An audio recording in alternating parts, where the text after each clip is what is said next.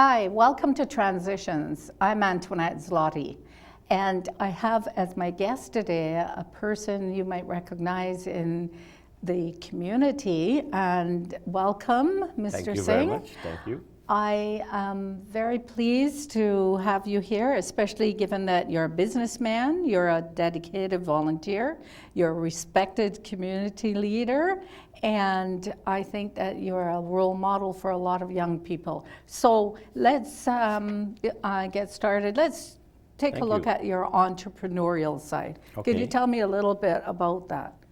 Well, I started as an employee with Tim Hortons in 1989. December the 9th. Started there, and then in 1995, I become somewhat of an owner. They call it 80-20 owner, which means you not own the business. They give you a commitment that if you can achieve among the sales, then you can able to become a franchisee. It's turned out that in 1998, I become a franchisee owner by took over a small Tim Hortons store, which used to be Rona. Sorry, it used to be Rona? Ravi. Used to be Ravi, now become Rona. And then in 1999, December the 10th, I went back and bought the store that I started, which is 1146 Portage Avenue, Tim Hortons. And so, in a nutshell, started as an employee, become a corporate manager for Tim Hortons, become a semi-owner to a full-time franchisee. In 2000, I become franchisee for the Tim Hortons in Maryland, which is 255 Maryland. So I have those 4 locations under my wings as of 2000. So how I get involved, how I started, practically is learning the business. I realized that going back to university at age 24 was not possible for me. Because as immigrant, you're here, your commitment is not just for you, your family at home. You got to be able to provide for them. You got to provide for yourself. And so I started to learn the business by take the initiative to learn everything in the store. A good example, the afternoon staff, because I used to work morning shift, what she was doing was a very skillful area. And so I went to the owner and said, I want to learn what she's doing, but not at your cost, at my cost. So then I'm good at cleaning dishes and washing floors, so that's minor. And so I learned what she's doing, and I do exactly the same thing for every other shift. So within about 4 months, I had a great knowledge about the business. So eventually, the owner are looking for somebody to help manage the store, and they make me the manager. And I was scared about it because of my ethnic background. I was the only colored person within that 27 employee there, and I didn't know how they will treat me, knowing I'm new and what will be the reality. But it turned out well, and this is how I get involved with Tim Hortons. Now, I'm owner for 7 Tim Hortons, and so that takes me another 33 years to have 3 more locations. Well, I think that it's really good to celebrate your accomplishments, and I remember hearing you speak at City Hall when you were talking about the fact that coming from Guyana, you really didn't have a lot of resources that you brought with you. Sometimes people see people like yourself and they think, oh yeah, he had money behind him and that's how he is there. But what you're telling me is that you did a lot of hard work and you did a lot of modeling of what you saw to be good practices and learning. You were open to learn. And that's really good. It's a very good message for young people. So it seems like being an entrepreneur, being a business owner in Winnipeg means a lot to you personally. Very, very much, eh? Well, the thing is that I came with $27. And before the taxi took me from point A to point B, I was in debt. Because I have no clue what is a meter. In Guyana, they tell, well, $20 to take you from this destination, that destination. Yeah. When I saw the meter, I questioned the taxi driver. He said, oh, that's your fare. I said, $77? I only have 27. And to be honest, he put me out on 401. And I sat there like 2:30 in the morning, and another taxi picked me up later and took me to my cousin's place where they paid the difference. So I started with nothing. I had nothing with me basically, but I realized that if you want to make a difference, it's not about anybody else, it's about you. And you have to go the extra mile. So you can't be like the regular 7 to 3 employee. If I come to work at 6:30, I'm starting at 6:30. I don't want to get paid at 6:30. If my shift finishes at 7, I don't need to leave at 3 o'clock. I will work till 4 o'clock. So I put the initiative, and I realized if you do that, somebody will observe. And you get that, someone will look at you and say, hey, we have, this guy is care, he's concerned, he's putting the effort. And that's exactly what I did, and this is how I was able to climb the ladder to be where I am. It sounds like you had the vision too. Like you were also motivated because some people are more laid back and really expect a lot of things to come to them. Yes. So that's really good. Now, how about the volunteer side of you? Well, I become part of volunteering when my 2 children, one was 8, one was 4, I realized I need to give them what I have in my life, which is understand our culture. So I get involved with the Guyanese Association of Manitoba, and I brought out things like cricket program, dancing schools, the award banquet, children Christmas party, senior program. So by doing that, I bring the community closer, I bring the children together, and with that, my children are able to get the culture that we have and grew up with, so they don't have any fear. And by giving back also make me feel good, and that passion stay with me. And in fact, my parents was no difference. They were a role model when it come to community work. So I learned from them.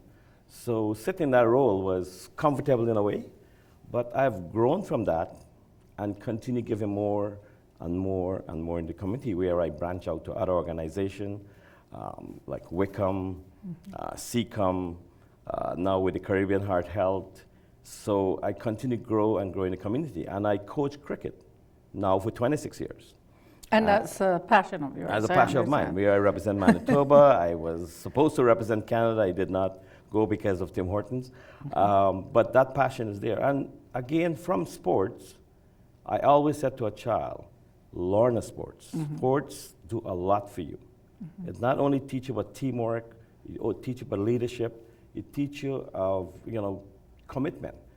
Somebody where you make new friends, where you have somebody that you can play with. So all of that was part of me. So giving back that, it was something that I enjoyed. Kanta, I will say that I've never heard anything said ill about you or anything like that. Like, it just seems like because you bring so much enthusiasm to the work that you're doing in the community, and in a sort of like a selfless way, because there are a lot of people who actually are waiting until they retire to get more involved in volunteerism and so on. So I would like to think that I'm sort of in the same kind of way. I've been contributing to the community as well, and trying to encourage the kids to have pride in their heritage, and that goes for all groups out there. To make sure you pass on to your children and your grandchildren the importance of actually taking pride in your origins, and also giving back to others too, who aren't necessarily from the same country that you're from. And so the support that you're lending organizations then, I think is really, really important. And it's good that the city of Winnipeg has recognized you. All these different organizations have recognized you in positive ways. And, you must really actually feel very good though. When the day is done, it's like, I think I gave of myself, but it feels good. It certainly does. I mean, I really don't look to get anything from the community organization, but when they give it to you, yes, it certainly feels good. I mean, you look at some of the awards, like from the Black History Month, the organization award me, the Filipino organization, the Asian Heritage, the India Association, and I'm from the Caribbean. And these people acknowledge you, the city of Winnipeg, as recent as the African community who have given me an award. So yes, even St. Boniface Research Department, the hospital, give me an award. So, and those are top-notch awards. So as sportsman, I've got several awards from Manitoba Cricket Association, Canada Cricket Association, you know, and because of the coaching and the level of standard of play. So, I mean, giving back, to me, I feel we're here for a purpose. We're not going to take anything with us, regardless of what you do. And if you can make a difference in someone's life, that's what you're here for, to help, to make a difference. Yeah, I start with nothing, but where I am, I'm blessed. And no one gave it to me, but I enjoy sharing, such as, you know, what we're doing for the Caribbean Heart Health right now for the past 10 years.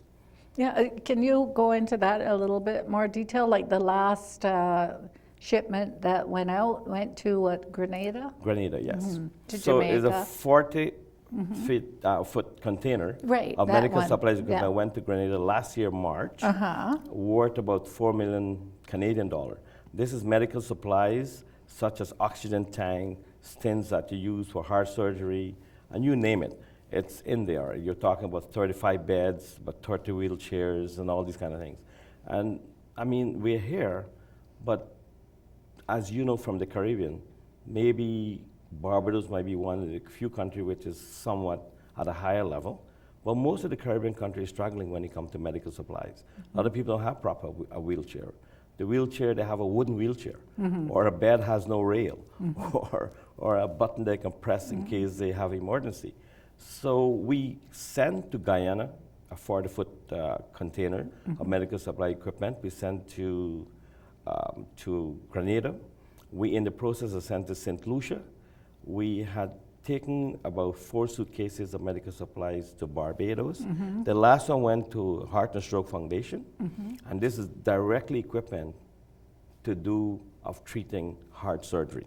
Well, I should add too that the Barbados Association has done fundraising for wheelchairs for the elders in the psychiatric hospital as well as the geriatric hospital. Yes. So I hear you when you say about equipment and the need for it. But Yes. International Hope Yeah. is the organization here that collects a lot of items Yes. that come and that could go as part of those Exactly. big shipments that you send. That's so, right. and how much does it cost to actually send To a ship shipment? them, it costs between 15 to 20,000 US. US. And then you got to hopefully you work with the government not to pay any duty, because if they value it and the duty you have to pay could be a lot. So we have to work with them to make sure we clear that, because they're the one benefit from it, right? The country, the people, they are benefit from it. But International Hope, yes, you're correct. Most of the hospital, when they have to refurbish the equipment because of the budget, a lot goes to International Hope. A lot of people in the community who have beds home and they passed away, they will donate to International Hope. And they have a large group of volunteers that itemize these equipment, and they will store it as such, so you know exactly what they're getting. And they volunteer, and we will go there and help them as well. But it's amazing what they're doing. And I think they presently, they have about 60 shipments that went around the world. So where are they located now? Because I know they had They're on Inkster and Mandalay. Mandalay? Yeah. Yeah, no, really good people who run there and Yes. run that and are very involved in that. So what about people along the way?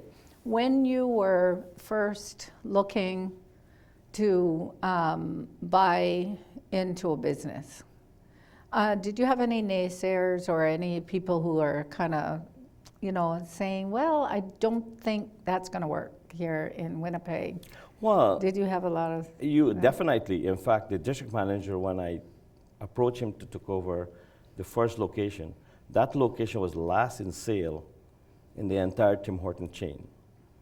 And he said, you're crazy. Why would you want to do this? I said, well, that is why I want to do it. Number one, I want to get in. And once I'm in, nobody can get me out. That's why I said that.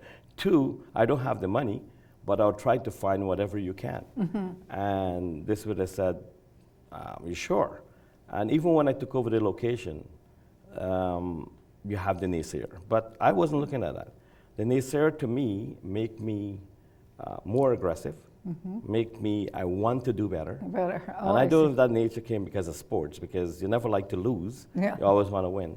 Yeah. And so I was in, Yeah, yeah. right? And yes, the naysayer is there, even up to today. And I will tell you, in 1998, Tim Hortons sent a gentleman to come and do an evaluation with all the stores in Manitoba, and there were 10. And when he did the evaluation, he would either keep them or let them go permanently. Well, he got rid of 9 of them, and the only person he kept was Campton.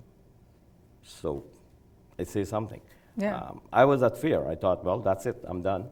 But he kept me, and here I am. Yeah, no, that's good. That's really good.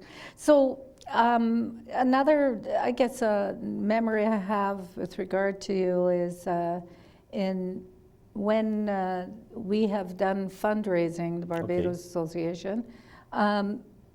I don't know where you find the time, really, because you'll buy tickets and you'll say, look, I'll try to be there, and if I'm not, I'm sending some people to your annual banquet, because that's why we do some fundraising for the scholarship fund, or we do some fundraising for the equipment for people who are in a geriatric hospital. And, well, we do a little bit of it during the summer, too, at Bronx Park Community Center. Okay. And that's where we turn over,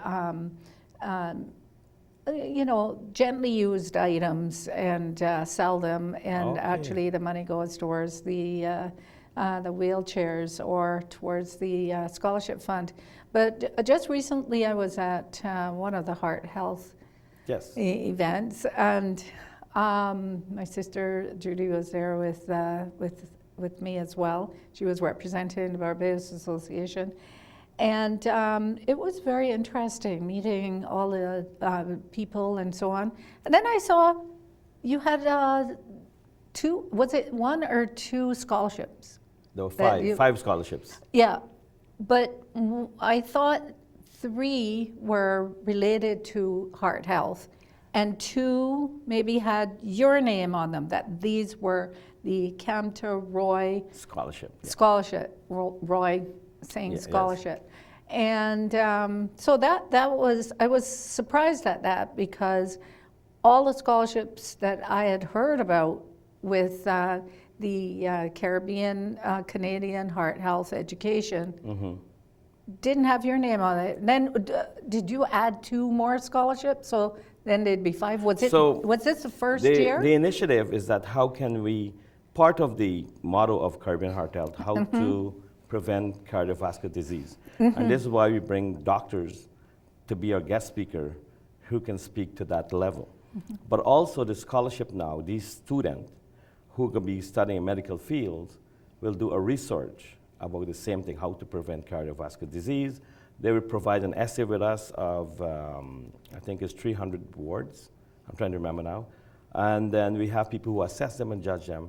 And so we have like 10 people, 10 students. We choose 5. Last year we did 2. We have 5 this year, and possibly continue growing. So these students now, we don't need to educate them and teach them what to do when it comes to prevention of cardiovascular disease. If they know, they will teach others as well. So the 5 scholarships, 1 directly from the Caribbean Heart Health, 2 is from myself, and 2 from another gentleman named, we call him Somnath Kenneth, known as Chum.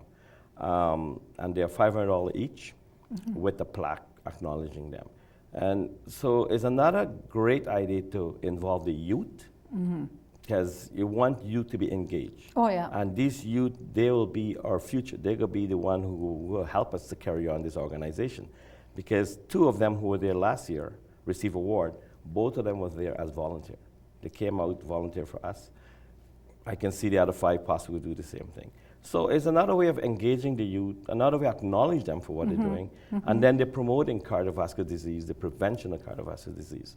So that's how I brought out the scholarship. The other good thing about the scholarship is enhance your organization, what you're doing in the Caribbean, because I think Barbados Association may be one of the few organizations who are giving to youth from the Caribbean. Now the Caribbean Heart Health become the second one. And there's no really anyone doing anything when you come to the Caribbean. So, and I mean, you look at the crowd we have, there was a great diversity of crowd from almost all walks of life. I would say though that, like, from my perspective, being involved with the Barbados Association, is that we decided that the scholarships wouldn't just go to people of Barbadian heritage. Other people can apply to be part of the scholarship program and give back to the community at large, as well as give back to Barbados by getting involved in, you know, the day-to-day and week-to-week, month-to-month operations and volunteering and so on. So all these opportunities for youth are really important, isn't it? Very in terms of letting them know that we value their input and we'd like to have them along with us. So right now we have 2 scholarships at $700 each, and we're aiming to be able to, and that's through the Winnipeg Foundation. That's where the money is invested, and we're hoping to increase that to 1,000 each. Hopefully within the next maybe a couple of years or so. I'm finding that quite a few people though in these organizations are older. Yes. So strategies to increase the involvement of youth is good, and hopefully for the youth to understand that their presence is also important. And so what we'll be looking at also is technology. Is there a way to get them more interested in helping people who are of a generation that was not as technologically advanced as this generation is, and give them opportunities like that, opportunities to do videos of their videos of their understanding of what's going on, and even to actually videotape the stories of individuals. You were recently, as I'm trying to remember how far back that was, but you were in a video, and also, So tell us a little bit about that. So I was invited to be the guest speaker at Aikens Business Association. And from that, speaking for an hour, they developed that video, a podcast they did, and basically were 2 individuals interviewing each other about my story and that I spoke about that day, and created that podcast, which I thought was beautiful, and it went around the world, and a lot of people had called me about it, that what they learned from it, that way you started and the way you are, and what you're telling people what they can do. And one of the motto I use is that nobody is the same. Everybody is different. Yeah, everybody is unique. Talented on their own talent. Unique, yes. But don't wait for somebody to give you. You got to use it. You got to make that approach. You got to be different. Don't be the same person. And that's what I basically told them. And this is how I get to where I am in my business. And that's how they create that lovely video. And there's another 2 more video which is recently made as well. Will be coming out shortly. And basically it's about my success, how you started to where you get. And people use it in the community. That's wonderful. Yeah. Just to give you an idea, even with the Caribbean Heart Health, I decided to bring out golf tournament called the Caribbean Canadian Heart Health Golf Tournament. Oh, yeah. And my motto for that is the proceed we raise from there is to help the Caribbean countries. You know, I really wonder if you could just give some parting words to the youth with regard to leadership. If there were like 3 things that you'd like to see, let's say 3 things that you'd like to see in the next, say, 5 to 10 years, relative to the youth? What would you like to say those three things would be? Number one, I think we as leader, we need to understand that we need to get the youth to be more engaged. It's not about us. It's about the future, and we need to get them engaged. And when they engage, make them engaged so they can have responsible position that they can be leaders like us. And because they will take over. And if we want to continue the community to grow, we have to have them in. We have to have them engaged. Okay, and that's one, engagement. Yes. You have a number two? Number two, let them take up leadership role. And this is why I bring out the scholarship. Because these youth now, we want them to get involved. We want them to be the trailblazer. We want them to take over because we wouldn't be here forever. So get them involved, right? Yes. And be there, the third thing, be there to guide them, give them the knowledge, and encourage them. Because, as I said, they will be the trailblazer. I kind of think that we're heading down the road pretty soon of where hopefully the educational system will take a look, the healthcare system will take a look at how they can maybe connect up the generations a little bit better. Not just where we as culturally based organizations do all the work and put all of the work into it. It would be good to see the healthcare system and also educational system. Definitely. And with that, I think that unless you have just one more quick thing before we wrap. Just a suggestion. Yeah. Not too sure with the scholarship you're given in how you're getting your youth to involve back into Barbados Association. So my plan with the Caribbean Heart Health, we're going to structure a youth program, a youth leadership program, and these youth, we will engage with them so they will involve in the program. We're not going to have them go away. We're going to find ways, means how to continue helping them, but to take over. Yeah, that's really great. And I'd like to thank you again for being here. Kamta, you are really a shining star in the community as a whole. And I'd like to thank our viewers at home for the fact that they have been enjoying transitions and really providing us with a lot of good positive feedback. Please keep going to YouTube to check out the episodes that you really enjoyed the most, as well as some new and upcoming ones that you've never seen before.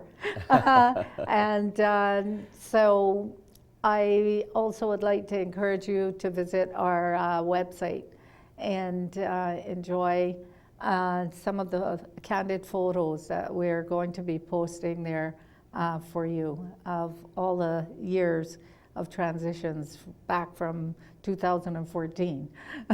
So take care and thanks again. Well, thank you very much. Thank you for having me here. I'm grateful to be here and share my love, my compassion, my dream, my hopes.